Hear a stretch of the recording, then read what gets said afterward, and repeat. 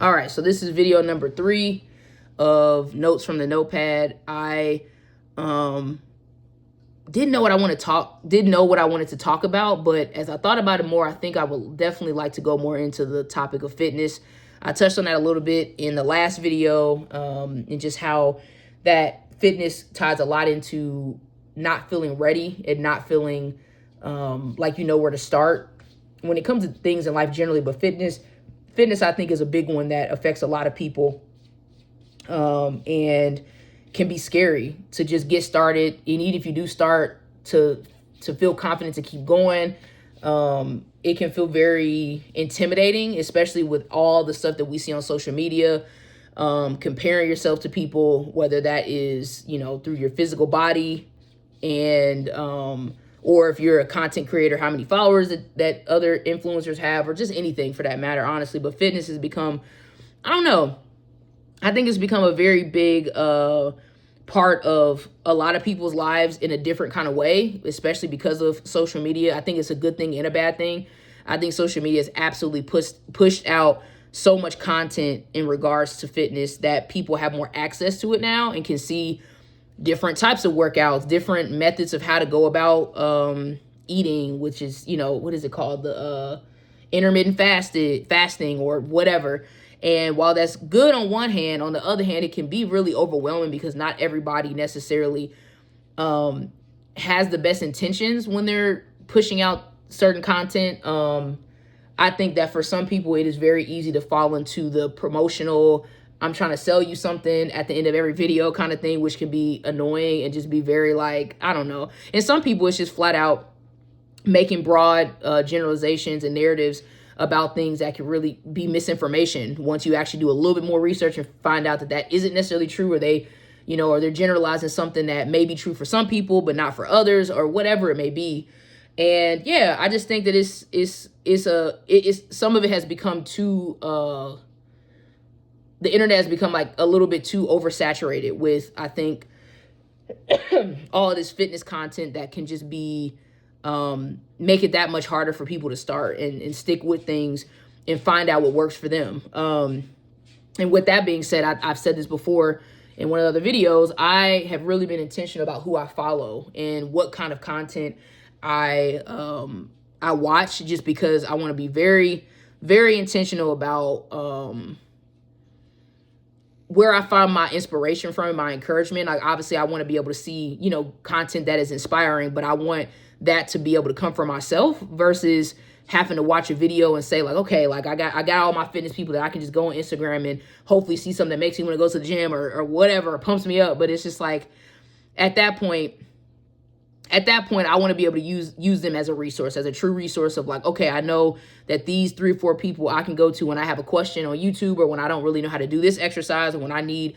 something, whatever that may be, and I get solid, very general, you know, practical advice, you know. And I have found that over time, as I've like really stripped away all the noise, and I'm not saying everybody on YouTube is bad or anything like that, but when I stripped all the noise and found people who works for me, I guess I can say it that way, people that I align with in terms of how they talk, how they present their information, and just the kind of content they put out, I realized, like, wait a second, there's some things out there that I can start with that don't have to be so dramatic. You know, like, I don't have to work out 6 times a day and be in the gym for 3 hours every time I go to see really good results. Or, you know, I don't have to eat just chicken, rice, and broccoli every day to be able to lose weight or be in a calorie deficit or whatever. And as I realized that there's a lot of people out there who are fitness influencers that are just everyday people like me that just so happen, you know, not just so happen, they put in the work, obviously built a I don't know if you call it fan base, but built a base of supporters or people who are interested in their content. But they started from just everyday stuff, everyday things that, you know, that I do every day. That was really encouraging, even from making this YouTube channel, to see that there are people out there very similar to me who just want to share good information, share practical information, share things that people actually care about. If they do sell something, not being obnoxious about it, you know. And yeah, that's been a really, really big part of my journey, to see that Social media and fitness content isn't bad. You just got to find the right people, and really be able to customize things in your own way. I think for me, I realized that, taking a little bit from a lot of people that I've seen, or taking a little bit from different people that I've seen, has really helped me even with my own nutrition, right? Like for me, I'm a breakfast person. I really could care less about dinner, honestly. Like tonight I'm having like 2 pieces of toast just based off what I've eaten today, and I'm completely fine with that because I don't care. It's just gonna be my last little bit of food that I need to eat. But for me, I love big breakfasts. I enjoy getting up, having breakfast, having a good solid meal that's gonna get me through the day, and then having smaller to medium meals towards the end, towards the nighttime. And for the life of me, when I first started, I would try to like break my meals up and have snacks. And I'm like, I don't care about snacks. I don't need a snack. Just give me a decent sized breakfast, obviously that fits into my calories. Give me some cheese eggs, give me some sort of protein with some fruit and coffee or whatever, which is basically, that's what I eat every day. That's what I've been eating for the past 2 years or so. And I'm good. That for me mentally, I'm able to actually sustainably keep going with that, which was super encouraging when I found out. And when I first started, really seeing weight loss within this past year. I would say I lost about 30 pounds, I believe. And I really got to see that, like, wait, I have control over how this looks depending on what I like. Like, it's a very, very much so, like, I can tailor it to myself, which I think you would always hear that. I would always hear that, but I didn't really know it until I saw it myself. That no, you really can make it how you want it to be. You just have to figure out what that looks like. And for me, I really got into the whole calorie deficit thing, which from my knowledge and what I've seen, you can't really lose weight without having a calorie deficit. And I've heard that for many years. I feel like we all hear that everywhere. And I feel like once I actually tried and said, okay, I'm going to try to get in a calorie deficit. I got one of those apps or whatever. MacroFactor is what it is. None of these are paid promotions. This is a new channel. That's not a thing. But I got a MacroFactor. I was able to like put in all my stuff that I wanted to see for myself, like when I wanted to lose, how much weight I wanted to lose by what time. They gave me a plan, and I stuck with that for a year. I did.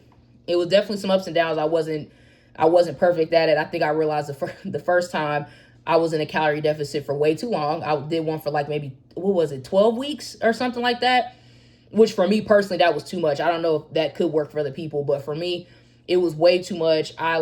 It got to a point where I was just like thinking about food all the time. Like it's like I was doing really consistently. And then boom, it hit a point where I just was like kind of depriving myself at that point because I was kind of in the deficit for too long anyway. But nonetheless, it was a learning opportunity, right? Like I just kind of started back to that. Sometimes it feels hard to get started and not feeling ready. I wouldn't have known anything about that if I didn't just start and just realize, and with the help of ChatGPT, which I was going to make sure to say that ChatGPT has been such a huge help with just like general day-to-day guidance when it comes to things. Obviously, I want to make sure I'm figuring out what works best for me in real life, but using that as kind of a guide to figure out, how many calories should I eat on workout days or non-workout days, or just put in whatever in there and obviously knowing that it's still ChatGPT. It can't, you got to take some of it with a grain of salt, obviously, but matching that with everything else I've learned over the last year, the fitness influencers that I do follow, it was really helpful. And I noticed that over the past year, I've really, really gained some good habits, and I was able to find out a lot about myself, about what I like, what I'm interested in, what matters to me, what my body responds the best to, and realizing that I can do this weight loss thing. I can do this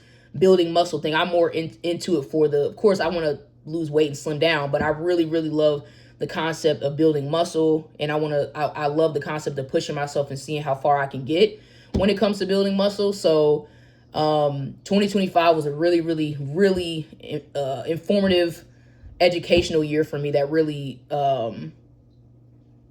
just gave me the foundation of what I need for myself, basically, and how I'm gonna maneuver through this world of fitness and what I like and what I get excited about and all that.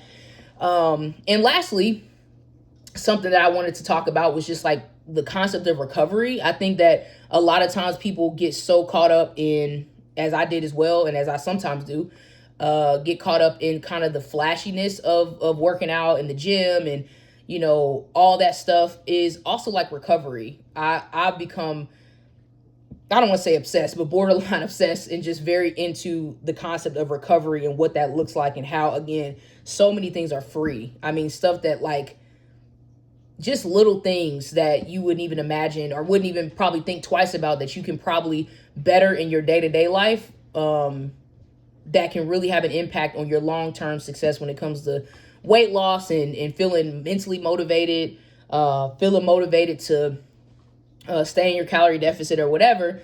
And yeah, also with the fitness people I follow, following people who not only push for, obviously, fitness and lifting weights and talking about that, but also talking about practical ways to recover, right? I mentioned this on my first video. There's a guy that I follow that talks a lot about like sleep recovery, getting sunlight, hydration, all those kind of things. That it was small little things that I did within my own routine, adding some of that, like really being more mindful about my sleep. Like I was something that I never thought too much about.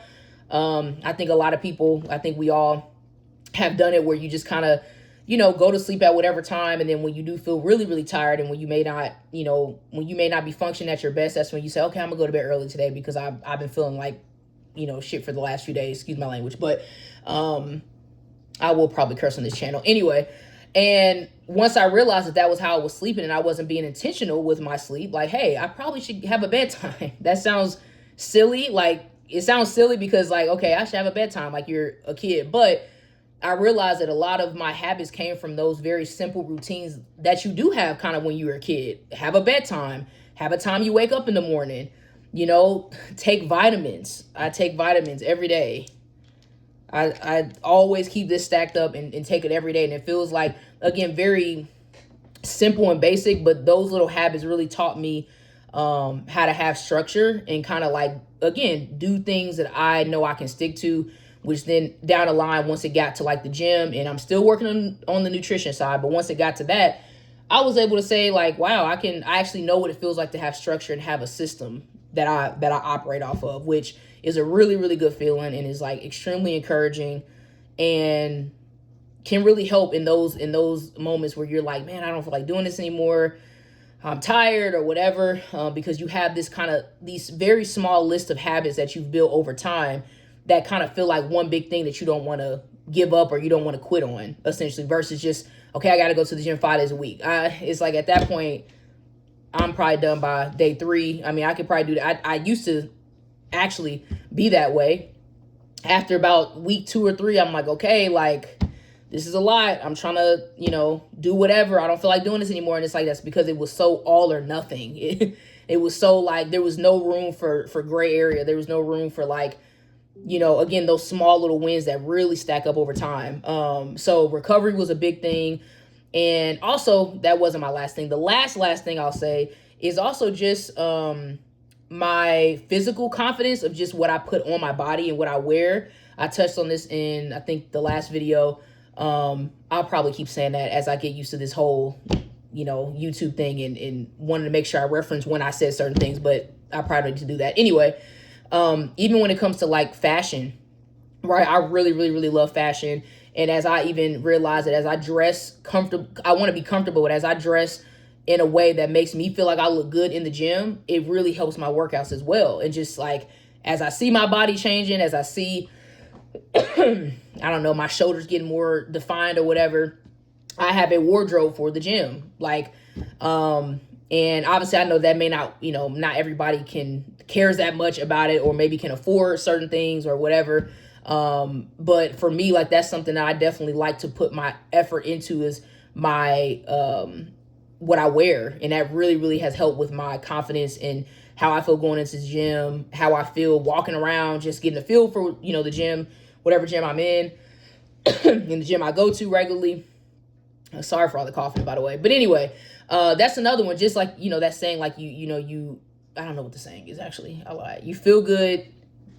If you feel good, you do good, maybe. I don't know. That's a real thing, if that is a quote. If it's not, I just made it up.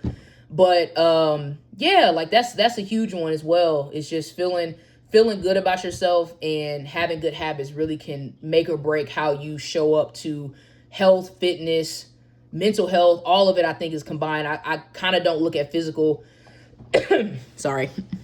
I don't look at physical fitness as its own thing. I look at mental, and physical and mental health is kind of one thing, you know, because they all kind of affect each other. They all kind of piggyback off of one another. So either way, I really want to touch on that more here. And like I said, I will definitely talk more about fitness. It's something that's very important to me. I'm not sure if I'll ever do like fitness content, maybe one day. I don't know.